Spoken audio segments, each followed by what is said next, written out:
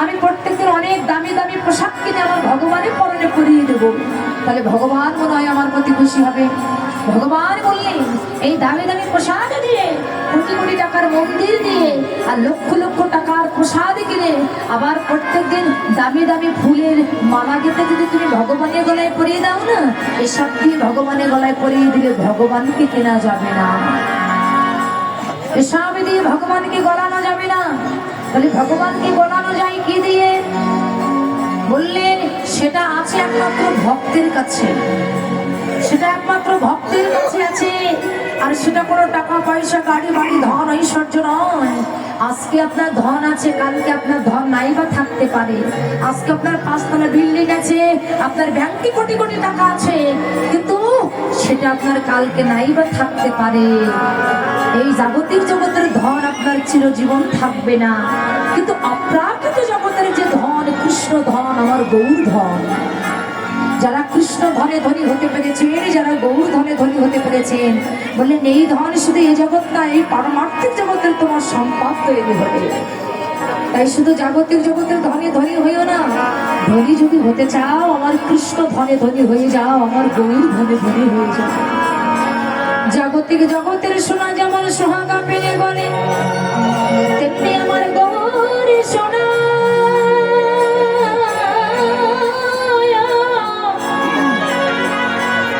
আমার গৌর সোনা। এই ভগবানকে গলানো যায়,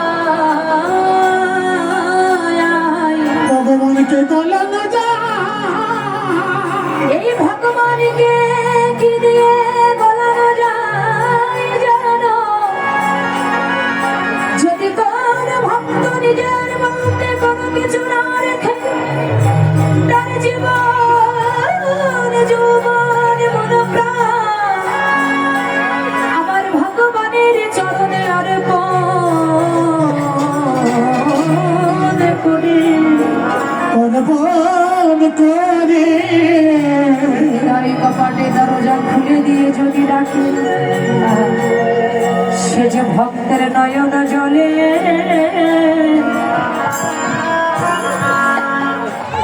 বলে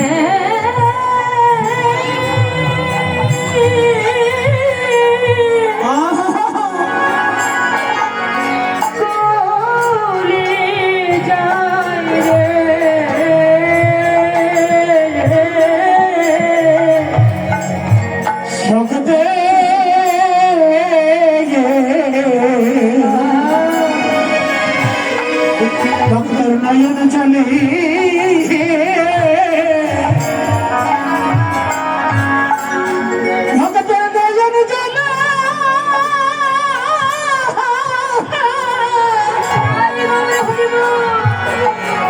গৌর সোনা করে যা রে, যারা ডাকার মতো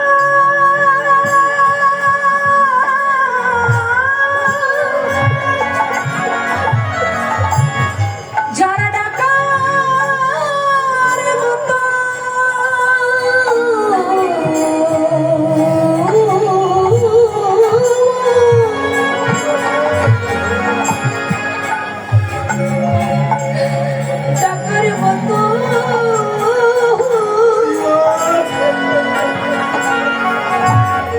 ডাকিতে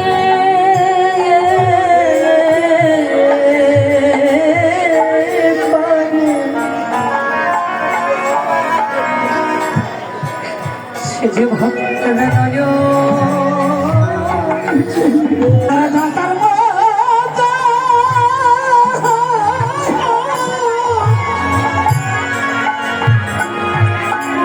ডাকতে পারে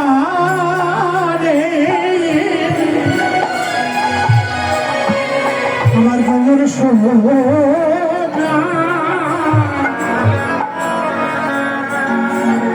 বলে যা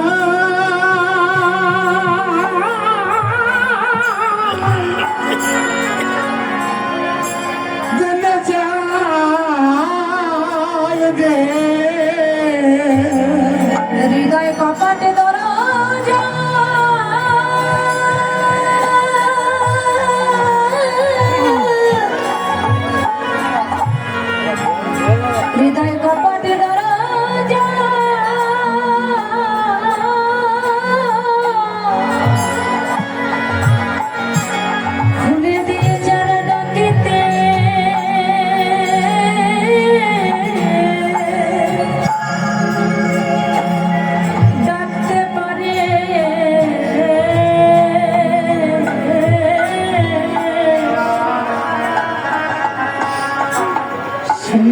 ভক্তের দুটি নয়ন ছুটি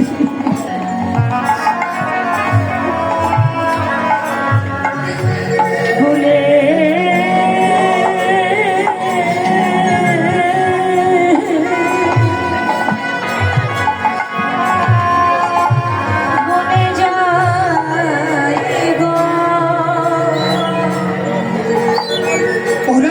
কপটের দরজা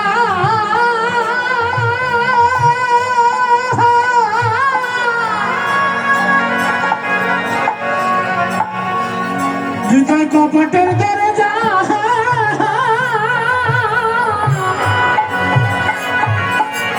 খুলে দিয়ে ডাকে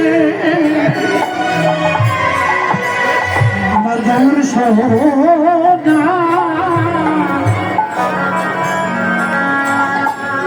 ওরে আমার গৌর সোনা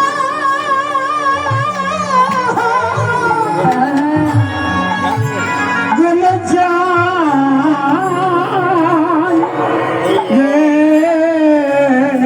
এই নয়নের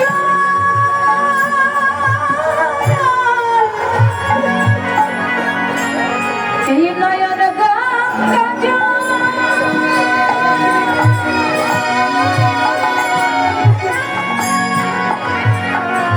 ওরে নয়ন গঙ্গা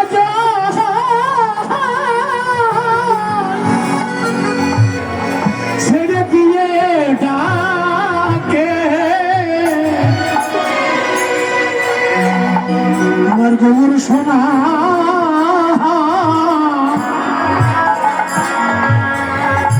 গলে যা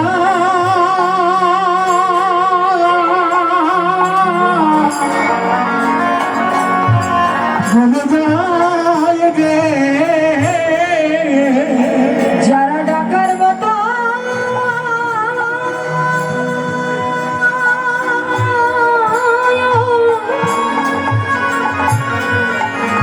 ডাকার মতো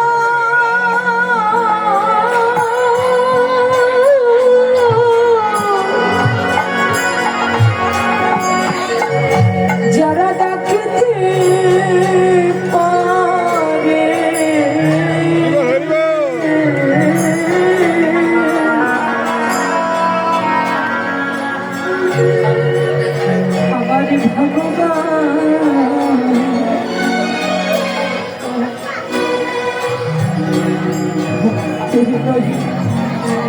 উত্তর নগর জলে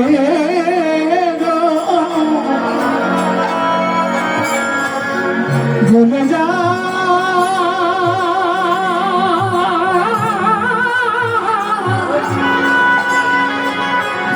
ওরে গলে যা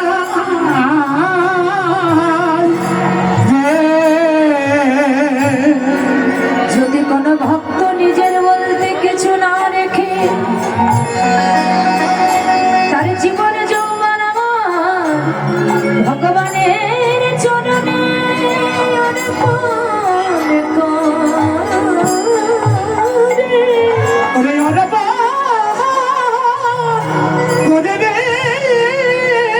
দুই ফোঁটা নয়ন অশ্রু তার চরণে নিবেদন করে তাকে পেতে গেলে গাড়ি বাড়ি দরকার হয় না, টাকার প্রয়োজন হয় না, ঘরের দরকার হয় না, দামি দামি প্রসাদের প্রয়োজন হয় না, দামি দামি ফুলের মালার দরকার হয় না। যদি কোনো ভক্ত ভক্তি দিয়ে তাকে ডাকতে পারে সে যে ভক্তের ভগবান, সে যে ভক্তের ভগবান। তাকে পেতে গেলে তোমার গাড়ি বাড়ি ধন ঐশ্বর্য টাকা পয়সার দরকার হবে না গো। যার কোনো কিছু নেই এ জগতে দেখবেন কত লোকের কোটি কোটি টাকা আছে, লক্ষ লক্ষ টাকা আছে, কিন্তু তারা ভগবানের কৃপাটা লাভ করছে না। দুর্যোধনের রাজার লক্ষ লক্ষ টাকা ছিল, কোটি কোটি সম্পত্তি ছিল, সে কি ভগবানকে পেয়েছিল বাবা? সে আমার ভগবানকে পাইনি। কেন পাইনি জানেন? তার হয়তো অনেক অনেক টাকা আছে, অনেক সম্পদ আছে, কিন্তু যে বস্তু দিয়ে আমার ভগবানকে পাওয়া যায় সেই বস্তুটা তার ভিতরে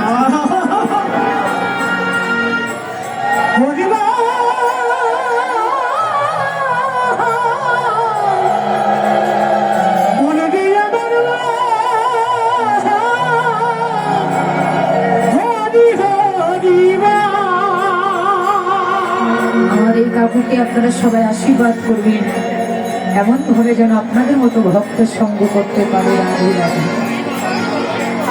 যে বস্তু দিয়ে ভগবানকে পাওয়া যায় সেই বস্তুটা তার ভিতরে ছিল না।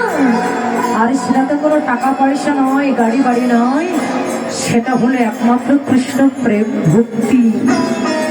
যদি ভগবানকে পেতে চাও ভক্তির পাত্র হয়ে যাও। যদি ভগবানের কৃপাটা লাভ করতে চাও তুমি ভক্তির পাত্র হয়ে যাও। আর তোমার ভিতরে যদি ভক্তি না থাকে তাহলে যাদের কাছে ভক্তি আছে তুমি তাদের কাছে চলে যাও।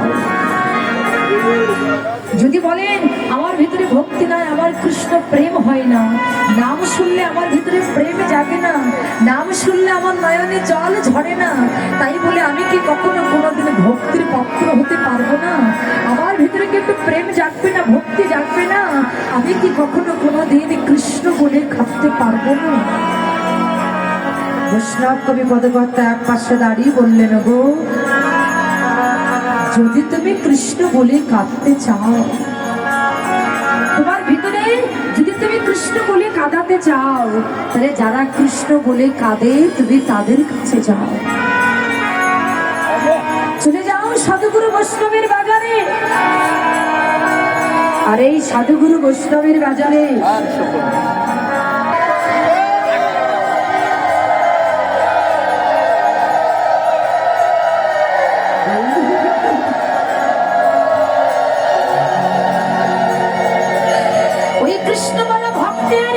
বৈষ্ণবের চরণ যদি তুমি সেবা করতে পারো, তাহলে এই জগতে বৈষ্ণবের কৃপা বলে ভগবানের কৃপা হয়। আমরা তো অনেকে আছি ভগবানকে নিয়ে মাতামাতি করি। আমরা অনেক বড় লোক ব্যক্তি আছে যাদের 3-4 তলা বিল্ডিং আছে, একেবারে ঘরের মধ্যে ভগবানের সিংহাসন তৈরি করেছি, ভগবানের মূর্তি তৈরি করেছি, লক্ষ লক্ষ টাকার মূর্তি কিনে ভগবানকে পূজা দিচ্ছি, কিন্তু যদি কোনো বৈষ্ণবকে দেখি, বৈষ্ণবকে দেখলে একেবারে ঘরের দরজাটা দিয়ে দিই। হ্যাঁ, যদি বাড়িতে কোনো বৈষ্ণব আসে, বাড়িতে কোনো কৃষ্ণ ভক্ত লোক আসে, আমরা তাদেরকে শ্রদ্ধা করি না, তাদেরকে ভক্তি করি না। ভগবান বললেন আমাকে পূজা দিয়ে তোমার কোনো লাভ নেই। কেননা স্বামী বিবেকানন্দ জগৎবাসীকে জানিয়েছিলেন, হে জগৎবাসী, জীবে প্রেম করে যেই জন সেই জন সেবিছে ঈশ্বর। গৌরাঙ্গ মহাপ্রভু সনাতনকে ডেকে বলেছিলেন, সনাতন, এই জগতের এই কলিযুগের মানুষ যদি 3টে কাজ করতে পারে তাহলে তার আমার কাছে যাওয়া লাগবে না, সে আমি তার কাছে নিজেই চলে যাব। গৌরাঙ্গ মহাপ্রভু সনাতনকে ডেকে বলেছিলেন, সনাতন, জীবে দয়া, নামে রুচি, বৈষ্ণব সেবন, ইয়া হইতে ধর্ম আর নাহি সনাতন। তিনি সনাতনকে ডেকে বলেছিলেন, সনাতন, এই কলিযুগের মানুষ যদি জীবকে দয়া করতে পারে আর নামের প্রতি যদি রুচি রাখতে পারে আর বৈষ্ণবকে যদি সেবা করতে পারে, তাকে আমার কাছে যাওয়া লাগে না, আমি ভগবান নিজেই ভক্তির কাছে চলি। তাকে আমার কাছে আসা লাগে না, আমি ভগবান নিজেই সেই ভক্তের কাছে চলে যাই।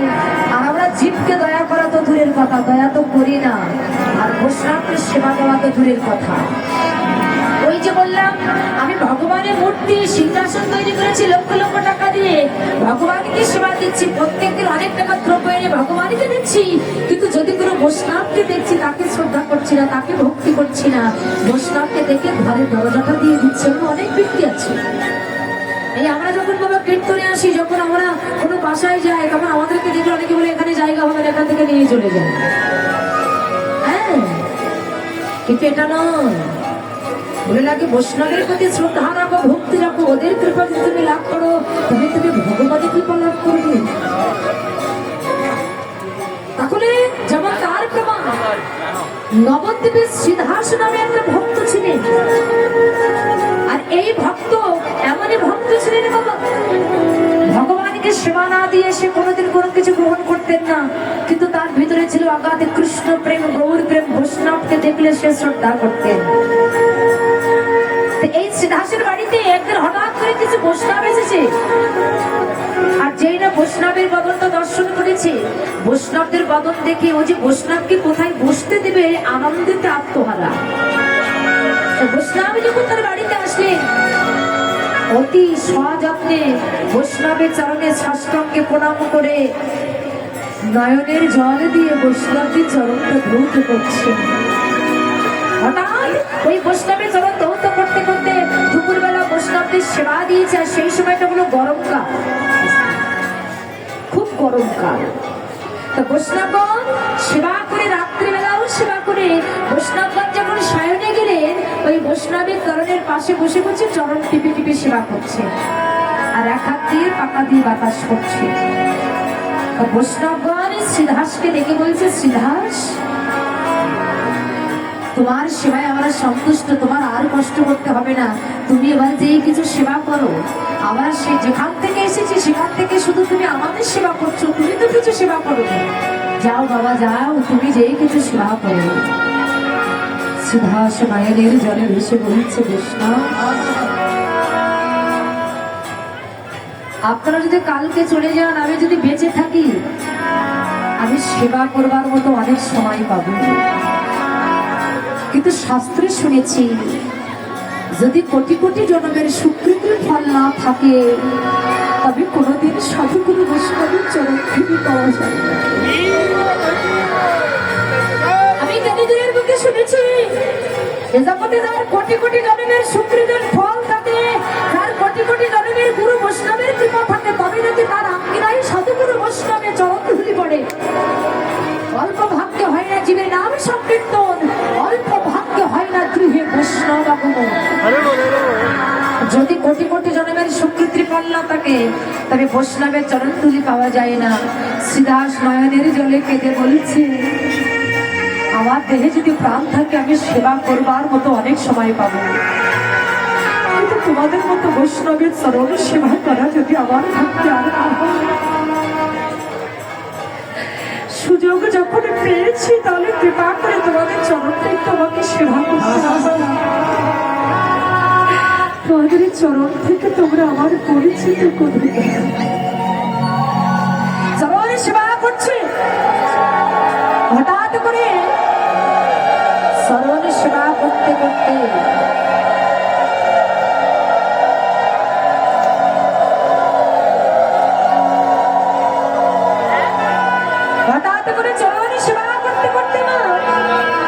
ওই শ্রীদাস রাত্রিবেলা ঘুমাইছে, তো ঘুমানোর পরে প্রত্যেকদিন ব্রহ্ম মুহূর্তে উঠে স্নান করে। ব্রহ্ম মুহূর্তে কখন?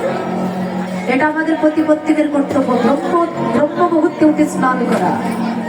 সূর্য উদয়ের 1 ঘন্টা 36 মিনিট আগে উঠে স্নান করে ভগবানের নিত্য কর্ম করতে হয়। আর এই জগতে আমাদের অনেক ব্যক্তি আছে, বেলা 10টা না বাজলে আমাদের ঘুম ভাঙে না। তাহলে বেলা 10টার সময় যদি আপনি ঘুমে থেকে ওঠেন, তাতে আপনার শরীরের অনেক ক্ষতি। বিজ্ঞানীরা পর্যন্ত বলেছে যে প্রত্যেকের সকালে উঠবে, সকালে উঠে একটু হাঁটাহাঁটি করবে, তাহলে তোমার শরীরটা ভালো থাকবে। তুমি যদি বেলা 10টা 12টা পর্যন্ত ঘুমিয়ে থাকো, এটা তোমার শরীরেরও অনেক ক্ষতি। এবার শ্রীদাস ওই ব্রহ্ম মুহূর্তে উঠে স্নান করতে গেছে মা। আর যেই না স্নান করতে গেছে, স্নান করতে করতে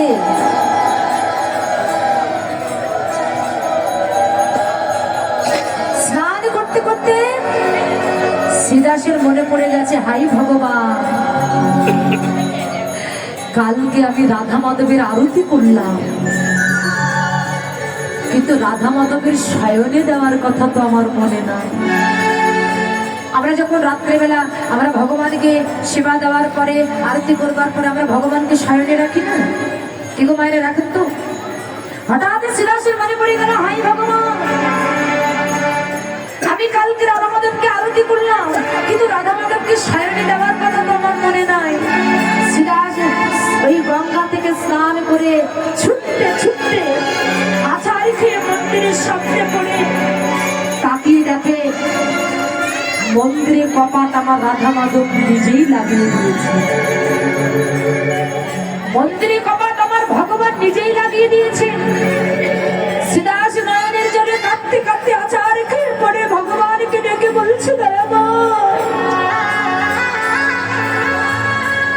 দয়াময়, আমি তোমার চরণে বড় অপরাধ করেছি। তুমি কৃপা করে একবার মন্দিরের দরজাটা খুলে দাও দয়াময়। কালকে আমার বাড়িতে অনেক বৈষ্ণব এসেছিল। আমি বৈষ্ণবদের পদম দর্শন করে আমি তোমাকে ভুলে গেছি। ওদের সেবা করতে গিয়ে আমি তোমাকে ভুলে গেছি। দয়া ভাই, তুমি একবার কৃপা করে মন্দিরের দরজাটা খুলে দাও। আমি যে তোমার চরণে বড় অপরাধ করেছি। নয়নের জল গড়াতে গড়াতে মাটিতে পড়ছে। ভগবান বললেন, আমি জীবনে সবই সহ্য করতে পারি, কিন্তু আমার ভক্তের নয়নের জল আমি কোনোদিন সহ্য করতে পারি না। নয়নের জলে যখন কাঁদছে স্বয়ং রাধা মাধব মন্দিরের ভিতর থেকে নিজ মূর্তি ধারণ করে ওই মন্দিরের কপাটটা খুলে দিয়ে নিজ মূর্তি ধারণ করে শ্রীদাসের সামনে এসে দাঁড়িয়েছে। শ্রীদাস, বাবা আর কাঁদিস না, একবার আমার দিকে তাকিয়ে দেখতো আমি কে। শ্রীদাসে তাকিয়ে দেখলেন কোটি কোটি জনমের সাধনা করে যার চরণ মেলে না, কত যোগী মনি ঋষি সাধক সাধিকা কিন্নর গন্ধর্ব কোটি কোটি জনম ধরে সাধনা করছে যার চরণ পাওয়ার জন্য।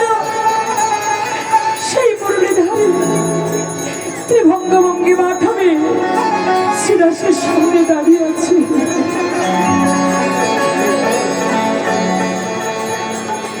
শ্রীদাস আচার্যকে ভগবানের চরণে পড়ে চরণ দুটি জড়িয়ে ধরে বলছে, তুমি এসেছো। ভগবান শ্রীদাসকে বলছে, শ্রীদাস তোমার স্থান আমার চরণে নাও। আজকে আমার বৈষ্ণবকে এতদিন তুমি আমার সেবা দিয়েছো, যে সেবায় আমি আনন্দ পাইনি, আজকে আমার বৈষ্ণবকে সেবা দিয়েছো, তার চাইতে দ্বিগুণ আনন্দ আমি লাভ করেছি। তাই তোমার সেবায় আমি মুগ্ধ। তোমার স্থান আমার চরণে নাও। একবার আয়ারি ভক্ত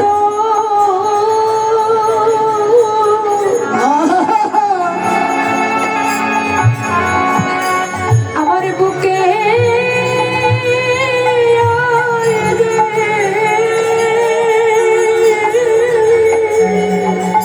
ওরে একবার ভক্ত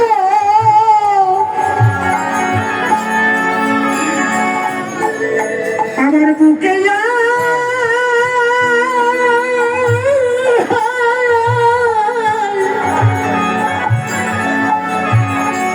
আমার বুকে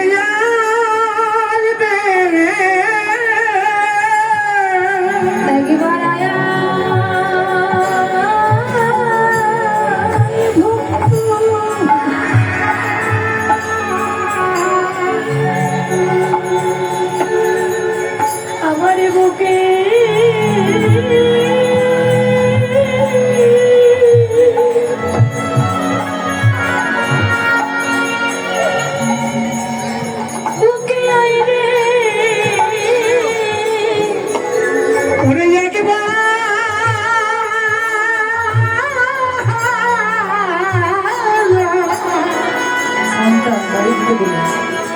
একবার ভক্ত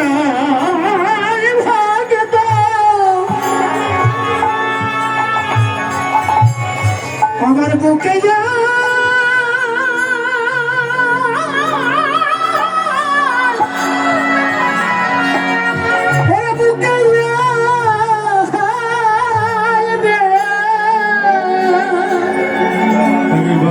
ভক্ত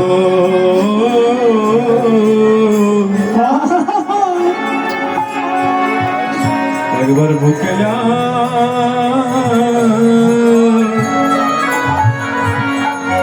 বুকে আই রে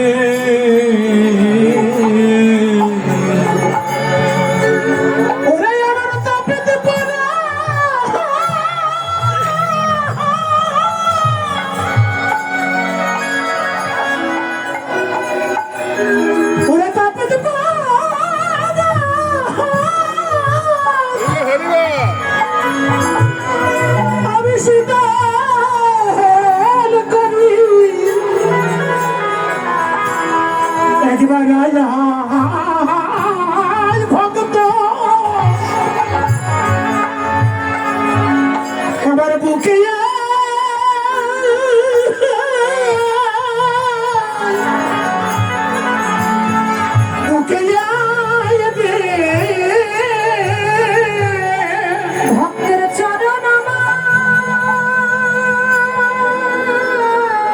হরি বল লিঙ্গ পাঠাতে পারা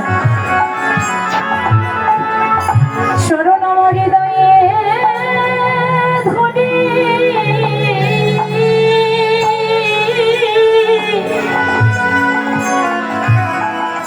একেবারে ভগত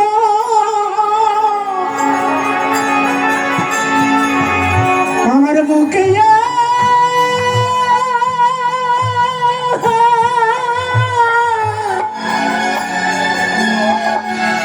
বুকে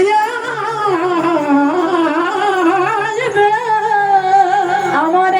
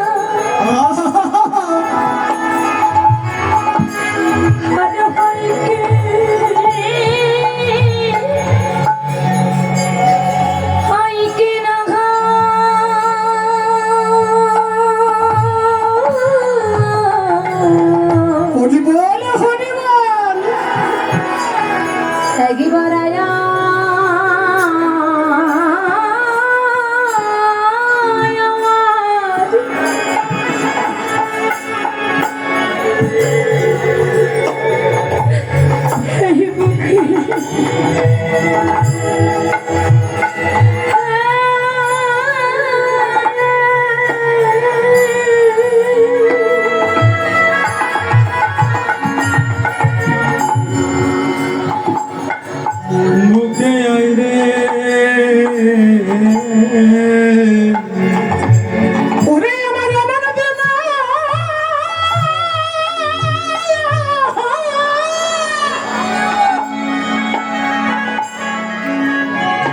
ওরে আমার দেনা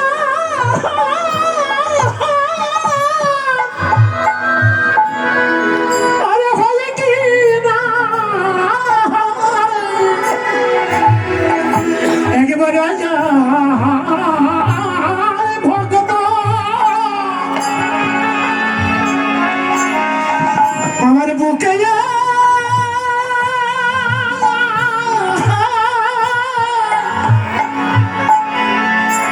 বুকে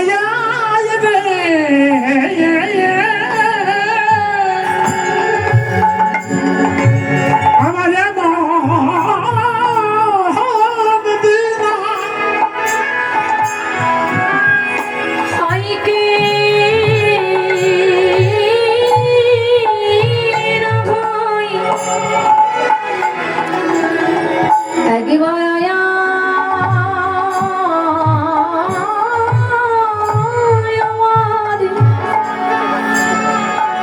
আমার বুকে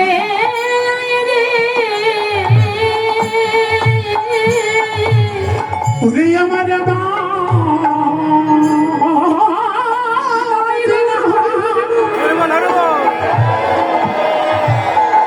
এমন দিদার হয় কি না একেবারে ভগত আমার বুকে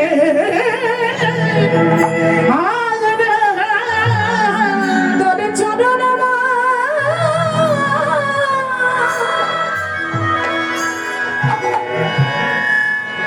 আমার হৃদয়ে ধরি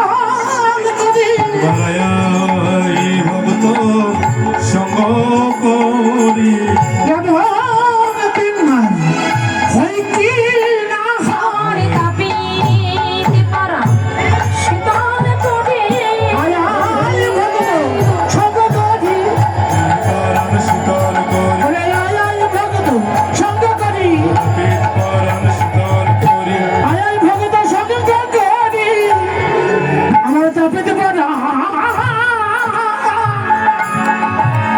আমি সদা করি রে ভগবান নিজ মূর্তি ধারণ করে শ্রীদাসকে চরণ থেকে বুকে জড়িয়ে ধরে বলছে, শ্রীদাস তুই সারা জীবন আমাকে সেবা দিবি, যে সেবায় আমি কোনোদিন আনন্দ পাইনি, আজকে যদি আমার বৈষ্ণবকে সেবা দিয়েছিস আমি তার চাইতে দ্বিগুণ আনন্দ লাভ করেছি। আমি তোর প্রতি খুশি হয়েছি, আমি তোর সেবায় মুগ্ধ। তাহলে সে এতদিন ভগবানকে সেবা দিল, কোনোদিন ভগবানের দেখা পায়নি, আজকে সে বৈষ্ণবের কৃপা পেয়েছে বলে সাক্ষাৎ আমার ভগবানের মূর্তি তিনি দর্শন করলেন। তাই ভগবান আমাদের মতো জগৎ জীবকে জানিয়ে গেলেন, হে জগৎ শুধু আমাকে তোমরা সেবা অর্চনা করছো, আমার ভক্তকে দেখলে অশ্রদ্ধা করছো, ভক্তি করছো। এ জগতে 64 প্রকারের অপরাধ আছে, তার মধ্যে দুটি অপরাধ হচ্ছে প্রধান, একটা হচ্ছে নাম অপরাধ আর একটা হচ্ছে বৈষ্ণব অপরাধ। ভগবান বললেন এই জগতে কেউ যদি আমার চরণে অপরাধ করে আমি তাকে ক্ষমা করে দিই, কিন্তু যদি কেউ আমার বৈষ্ণব চরণে অপরাধ করে তার কখনো কোনোদিন ক্ষমা হয় না, তার কোনোদিন ক্ষমা হবে না।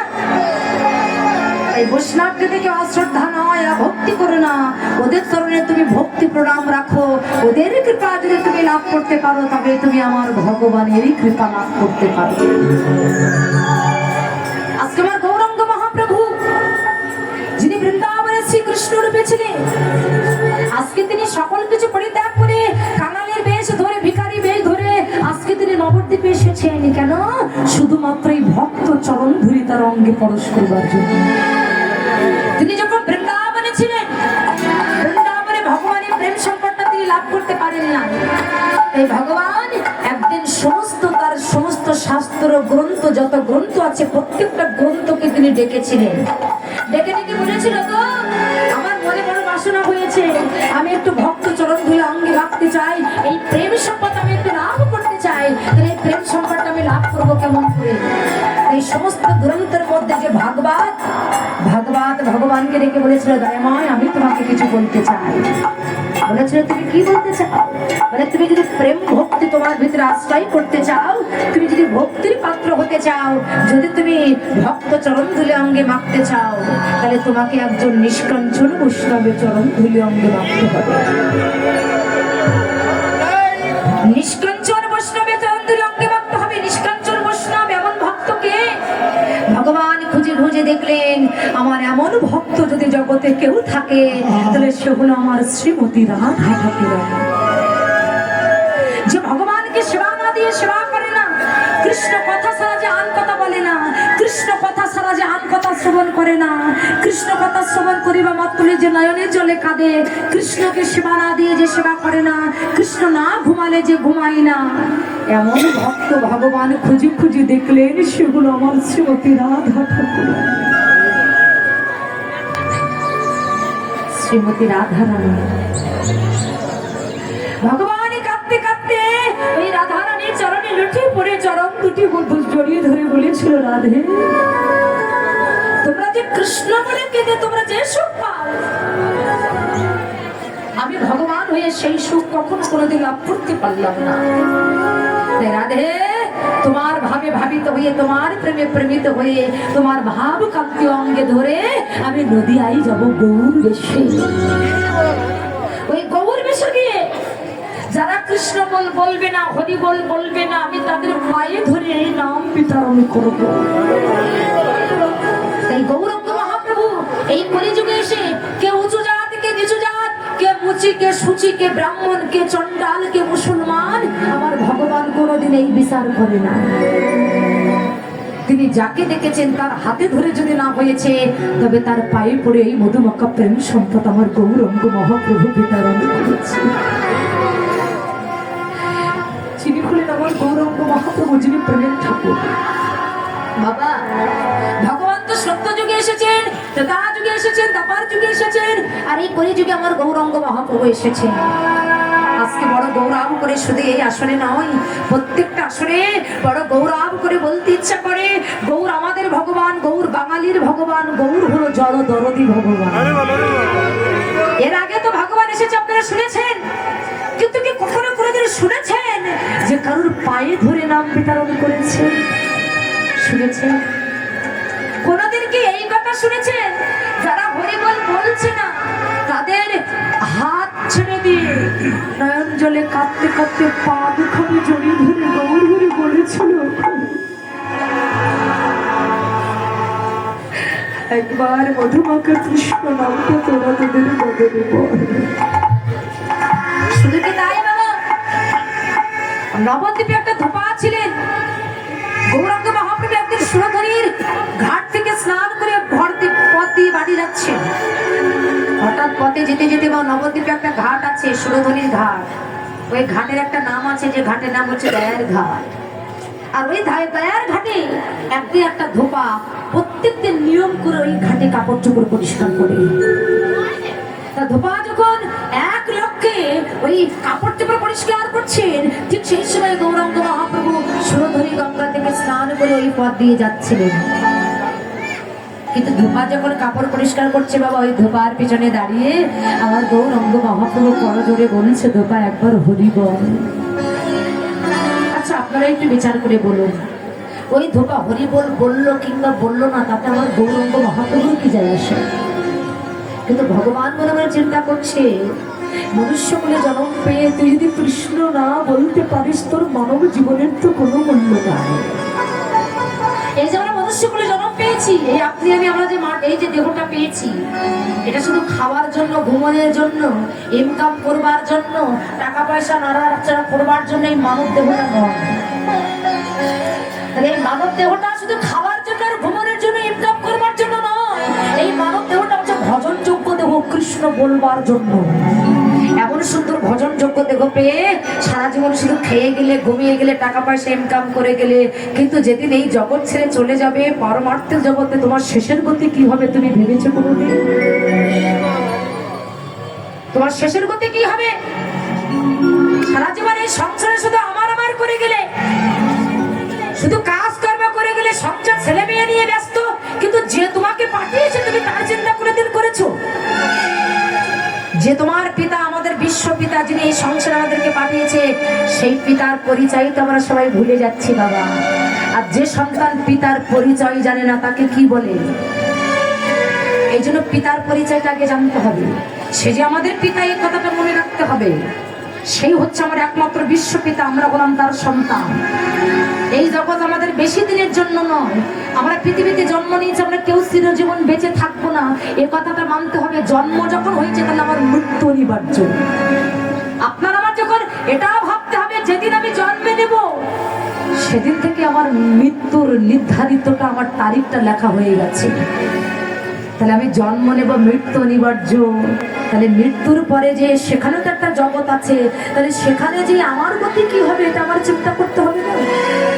তাই গৌরাঙ্গ মহাপ্রভু ধোপার পিছনে দাঁড়িয়ে ধোপাকে ডেকে বলছে, ধোপা হরিব। ধোপা মনে করছে বাবা যে নবদ্বীপে তার ভিখারির অভাব নাই।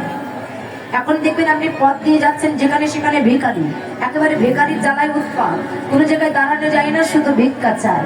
ধোপা মনে মনে চিন্তা করছে, এই নবদ্বীপে তো ভিখারির অভাব নাই, আমি এখানে কাপড় চোপড় পরিষ্কার করতে এসেছি, আর ধোপা এই জায়গাটায় এসেছি, আমার এখানে এসেছি, ভিখারি আমার কাছে ভিক্ষা চাই।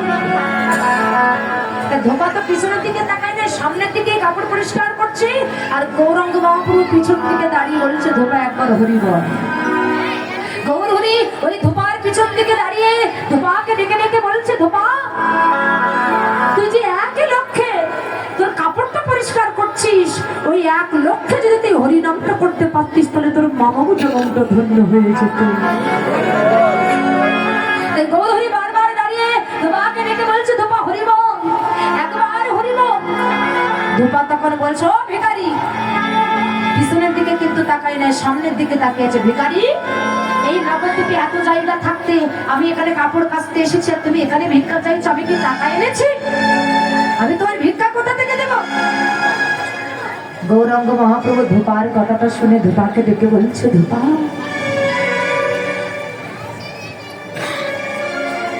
তুই আমার ভিখারি বললি?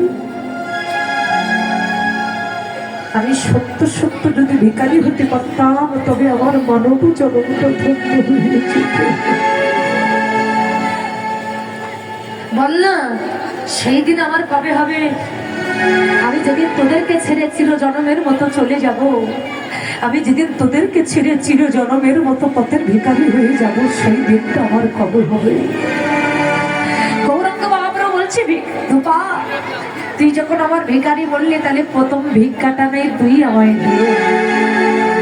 গৌর হরি একেবারে বড় জোরে দাঁড়িয়েছে। এই বাইরে আসতে, পিছনে বাইরে। গৌর হরি বড় জোরে দাঁড়িয়েছে, তুই যখন আমার ভিখারি বললি, তাহলে প্রথম ভিক্ষাটা তুই আমায় দে। প্রথম ভিক্ষাটা তুই আমায় দে। ধূপা বলছে, ভিখারি তো দেখেছি, কিন্তু এমন ভিখারি তো জীবনে কোনোদিন দেখিনি। কে এই ভিখারি? কাপড়টা ফেলে দিয়ে যেই না পিছন দিকে আমার গৌরাঙ্গ মহাপ্রভুর নয়নে নয়ন দিয়েছে, ওই নয়নটা এমন ভাবে বেঁধে গেছে মা, যে নয়নটা আর সরাতে পারছে না। গৌর হরিকে দেখে বলছে, দয়াময় তুমি। হ্যাঁ ধূপা, তুই বললি না আমায় ভিক্ষা দিবি, আমায় ভিক্ষা দে। বলছে, দয়াময় আমি তোমার কি ভিক্ষা দেব? বলে, তুই যে জন্মার্জিত পাপ করেছিস, ওই জন্মার্জিত পাপ রাশিগুলো তুই আমায় ভিক্ষা দে। তোর যে পাপ আছে ওই পাপগুলো ভিক্ষা দে, শুধু তার বিনিময়ে মধুমাখা কৃষ্ণ নামটা তোর বদলে বল। আপনারা বলুন, আমার ঠাকুরের কথা কি আপনারা কখনো শুনেছেন? গৌর হরি বলছে, তুই যে জন্মার্জিত পাপ করেছিস, এই জন্মার্জিত পাপগুলো তুই আমায় ভিক্ষা দে। ধূপা নয়নের জলে কেঁদে বলছে, দয়াময় আমি করেছি পাপ, আর তুমি নেবে আমার পাপ?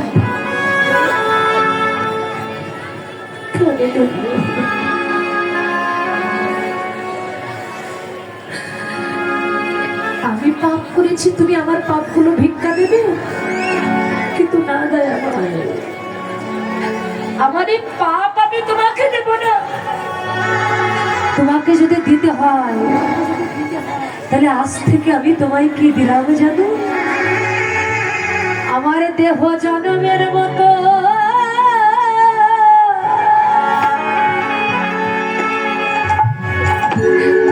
এই দেহ তোমার চরণে সপে দিলাম।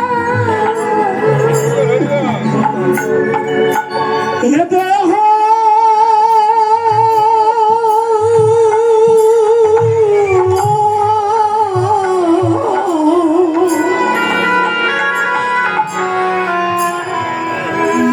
দেহ জনমের মতো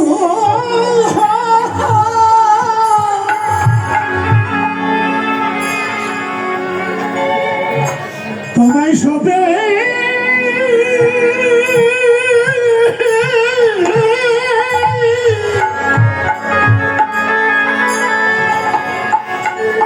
সপ্রতি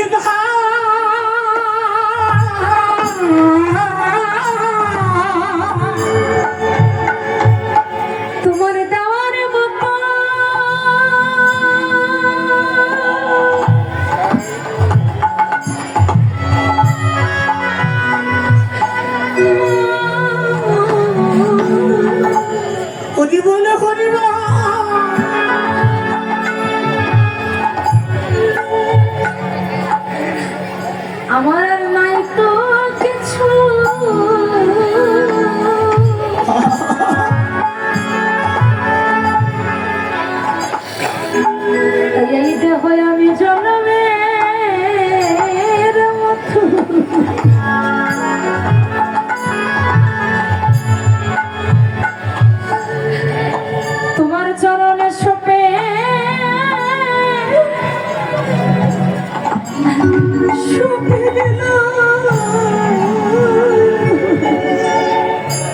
তোমায় দেওয়ার মতো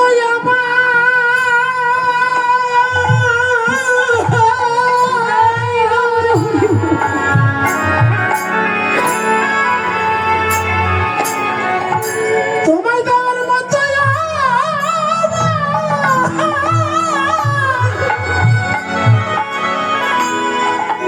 দয়াময় নেই তো কিছু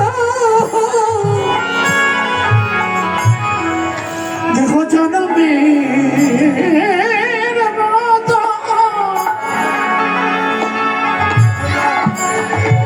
তোমার চরণে শোভে দে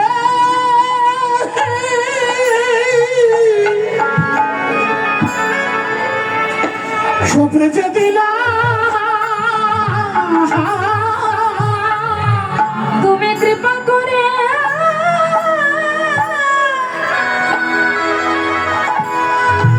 কৃপা করে গ্রহণ করো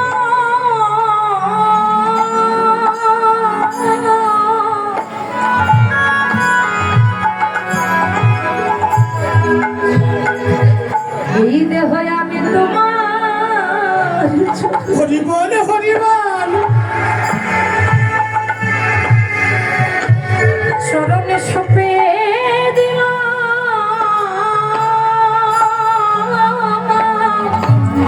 ওরা তুমি কৃপা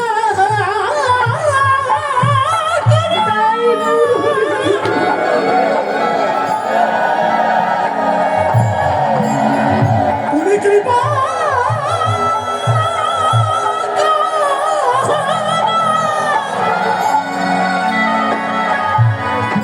তুমি কৃপা করো গ্রহণ করো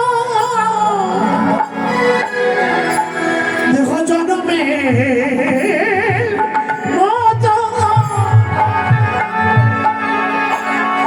তোমার চরণে শোভে দে